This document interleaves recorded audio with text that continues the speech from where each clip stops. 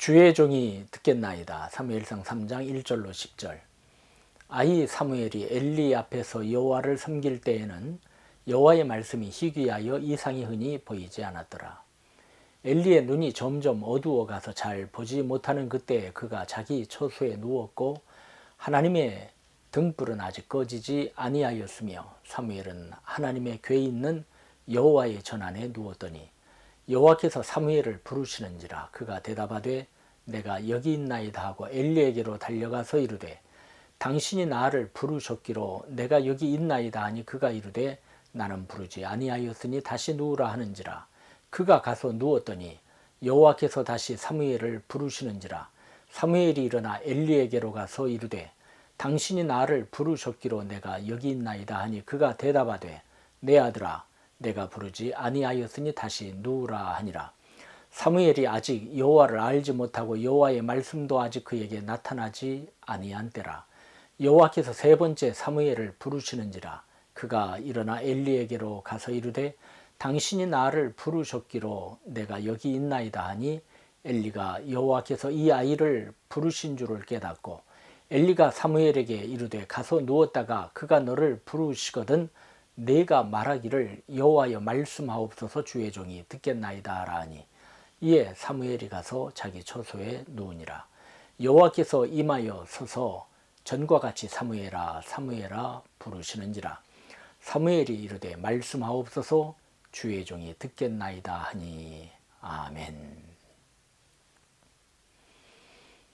온유하고 사랑 많은 엘가나의 아내 한나는 아이를 낳지 못하였습니다. 그것 때문에 몹시 마음이 아팠고 늘 슬퍼했어요. 한 번은 한나가 여호와께 간절한 기도 중에 소원합니다. 만군의 여호와여 만일 주의 여종의 고통을 돌아보시고 나를 생각하시고 주의 여종을 잊지 아니하사 아들을 주시면 그의 평생에 그를 여호와께 드리고 삭도를 그 머리에 대지 아니하겠나이다. 아들을 허락하시면 주신 아들을 하나님께 바치겠다는 것이죠. 기도를 들으신 하나님께서는 한나로 하여금 잉태케 하셨고 저질된 후엔 소원한 대로 아들 사무엘을 하나님께 드립니다. 엘리 제사장에게 한나가 말하죠. 주여 당신의 사심으로 맹세하나이다. 나는 여기서 나의 주 당신 곁에 서서 여호와께 기도하던 여자라. 이 아이를 위하여 내가 기도하였더니 여호와께서 나의 구하여 기도한 바를 허락하신지라. 그러므로 나도 그를 여호와께 드리되 그의 평생을 여호와께 드리나이다. 한나 여인은 믿음의 여장부였지요. 그 후로 사무엘은 엘리 제사장 밑에서 하나님을 섬기는 법을 배웠으며 봉사하는 일을 익혔습니다. 사무엘이 엘리 제사장의 감독을 받으면서 여호와 하나님을 섬길 때에 이스라엘 민족은 하나님을 멀리하였으며 죄로 얼룩져 있었죠. 엘리 제사장의 집안마저도 하나님의 근심거리가 되어 있었어요. 참으로 소망이라고는 보이지 않는 암흑기였습니다. 이 같은 상황을 1절엔 아이 사무엘이 엘리 앞에서 여호와를 섬길 때에는 여호와의 말씀이 희귀하여 이상이 흔히 보이지 않았더라고 묘사하고 있습니다. 타락하고 부패한 곳에 하나님의 계시가 주어지지 않았던 것입니다. 아모스 8장 11절과 12절엔 다음과 같은 말씀이 있어요. 주 여호와께서 가라사대 보라 날이 이를지라 내가 기근을 땅에 보내리니 양식이 없어 주림이 아니며 물이 없어 가람이 아니요 여호와의 말씀을 듣지 못한 기갈이라. 사람이 이 바다에서 저 바다까지 북쪽에서 동쪽까지 비틀거리며 여호와의 말씀을 구하려고 돌아다녀도 얻지 못하리니. 하지만 하나님께서는 택하신 백성들을 사랑하셨습니다. 비참한 영적 상황, 죄악이 만연한 세상 속에 빛을 비추어 주셨습니다. 사무엘을 준비시키신 것입니다.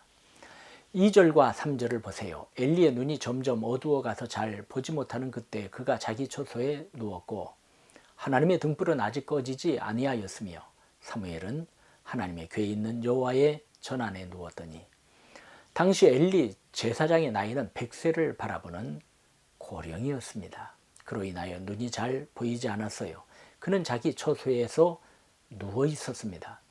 하나님의 등불은 저녁마다 성소를 밝히기 위해 켜지는 7가지로 된 금 등잔의 등불을 말하는데 매일 저녁에 점등되어 새벽까지 밝혔지요.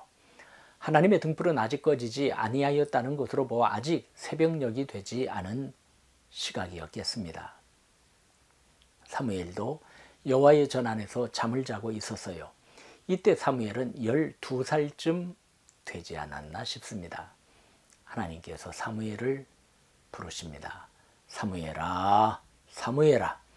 사사시대 말기 타락한 시대에 여호와의 말씀이 희귀하던 때에 여호와 하나님께서 그를 찾아오신 것입니다.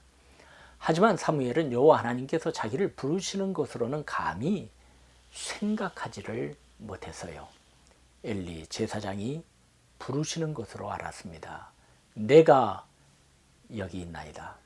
사무엘은 엘리에게로 달려가서 당신이 나를 부르셨기로 내가 여기 있나이다라고 말합니다. 사무엘은 봉사의 일을 할 뿐 아니라 눈이 잘 보이지 않는 엘리 곁에서 스승을 모시는 시종의 역할도 감당했던 것입니다. 사무엘은 건넘지 아니하고 충실히 성실히 모든 일을 행하여 엘리 제사장의 사랑과 신뢰를 받아 가까이 그를 모시게 된 것이지요. 여호수아는 모세의 뒤를 이은 이스라엘의 영도자가 되었는데 그는 모세의 수종자였습니다. 여호수아 1장 1절에 보면 여호와의 종 모세가 죽은 후에 여호와께서 모세의 수종자 눈의 아들 여호수아에게 말씀하여 이르시되, 성서 기자는 여호수아를 소개할 때 모세의 수종자라고 하였어요.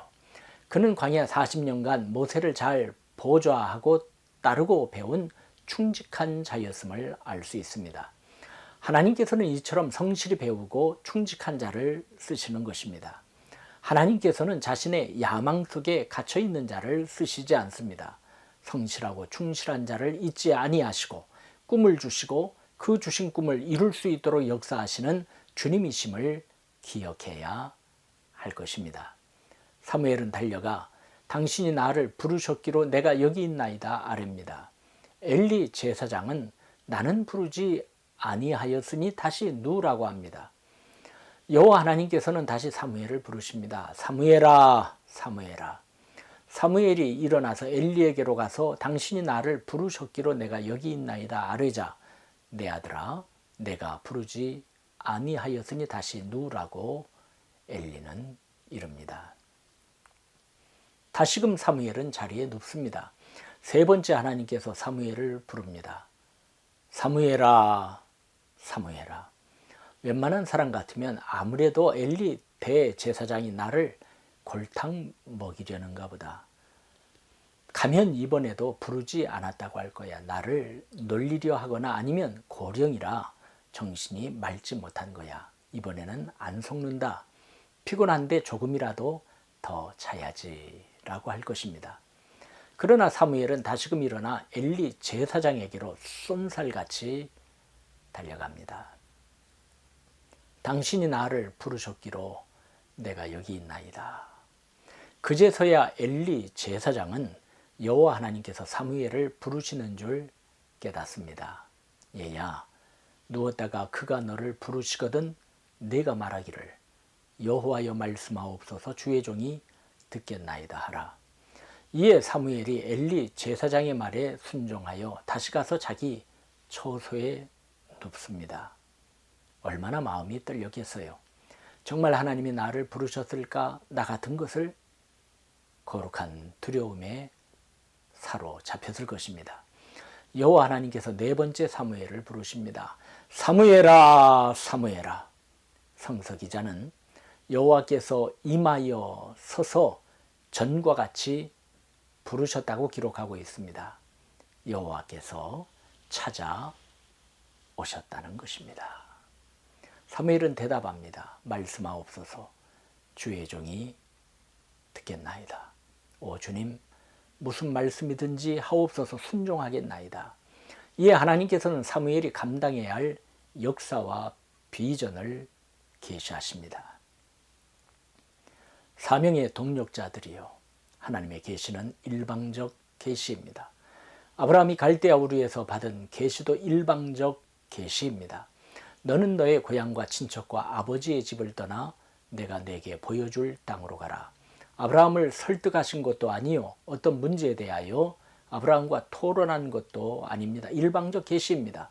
여호수아가 받은 계시도 일방적 계시였습니다. 내 종 모세가 죽었으니 이제 너는 이 모든 백성과 더불어 일어나 이 요단을 건너 내가 그들 곧 이스라엘 자손에게 주는 그 땅으로 가라.